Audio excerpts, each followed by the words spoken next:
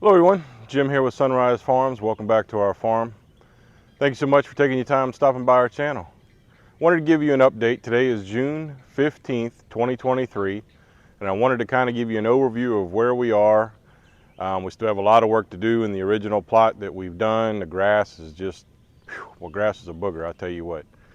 But behind me, and I'll give you a different picture and a close-up here in a second, but behind me, where the tractor sits, going forward, I had talked earlier in a different video or two about doing more plots for various purposes.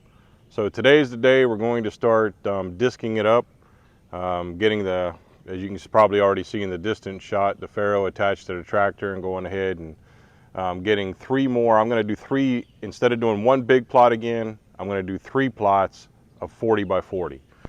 I'm also going to add another one behind my house. This is going to be more of a 30 by 30. And the reason for these other plots, the furthest plot from me, and like I said, I'll give you a different picture in a minute, but the furthest plot from me is going to be a pumpkin patch. And I've got to get it in the ground in the next couple of weeks if I want to try to harvest it by mid-October for, for October. I wanted to do it for the grandkids, community, what have you. So yeah, so let me just give you an update on what we're doing with these plots. I decided to go with smaller plots after doing some research and honestly even some different YouTube videos, but also some agricultural videos from different universities, just kind of looking at how to separate crops and to maintain like seed integrity, and also just to kind of manage smaller areas better. Plus, I ultimately, at some point, not this year, because the rabbits and the deer, they're killing me. But at any rate, you know, it's almost a question mark, right? What's harder to keep up with, the grass and the weeds, or the rabbit and the deer? So we're gonna, you know, eventually fence this off. And my idea, now granted, you know, I'm only what, 3 months into farming, right? March or February. No, excuse me. I'm only 4 months into farming, and so, well, you just expect issues, right? You expect to back up and go forward, which you've seen a couple times in some of my previous videos. But I prefer to learn systems and make it easier. So when I say I'm going to fence it in, my idea, granted, I don't know if this is going to work. I don't know if this is monetarily feasible long term. Anyway, my idea is this. I'm going to put up temporary fencing around each plot, such as a electric style poultry fencing, and try to keep out critters that way. And then when I need to get in there to, say, run it down with my tractor or honestly any other thing, I want to be able to remove that quickly to do so. That's my current thinking. We'll see how far that goes. Anyway, let me give you a different view. I'll give you a close-up view in just a minute, but let me pan this way. Now, if you can see right here are my tomatoes that I've talked about a few times. We've added a couple. But if you can see the greenery in between the tomato rows, well, that's grass coming back.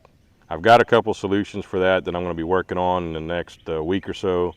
We've had, to this point, 3 days of solid storms in the afternoons, and quite frankly, it calls for that pretty much for another week.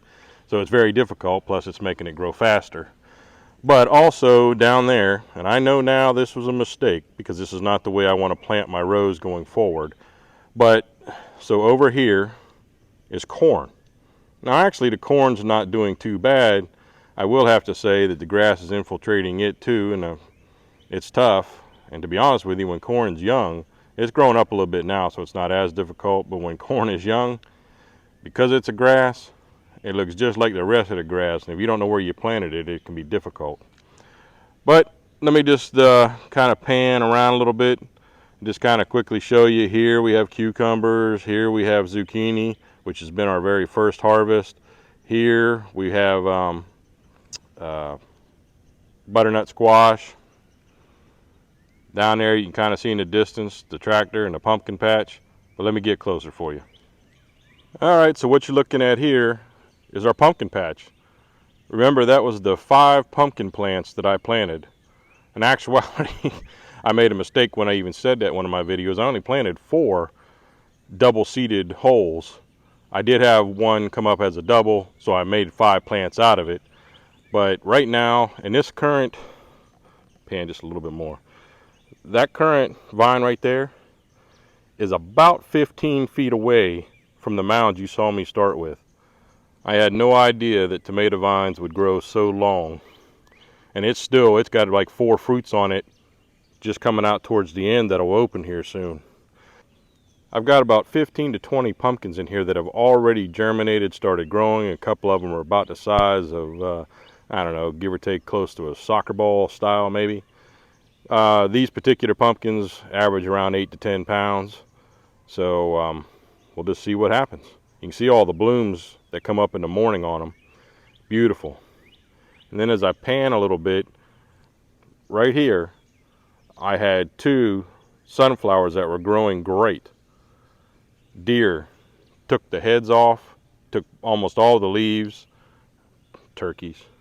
You can see the deer tracks going through. So here's my watermelon vine starting to grow.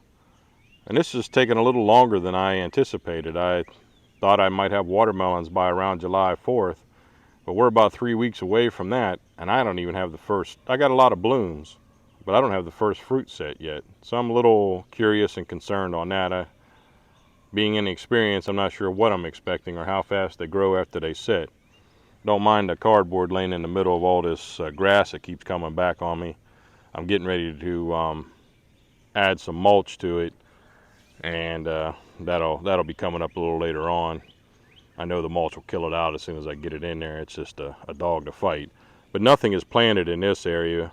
I didn't do it on purpose because I didn't know how much room I needed for the vines to grow out. Based on the pumpkin, I'm glad I did not put anything in there.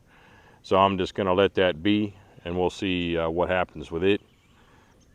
Then you can see my little experiment here about putting 1 sunflower seed in the middle of these 4 watermelon mounds.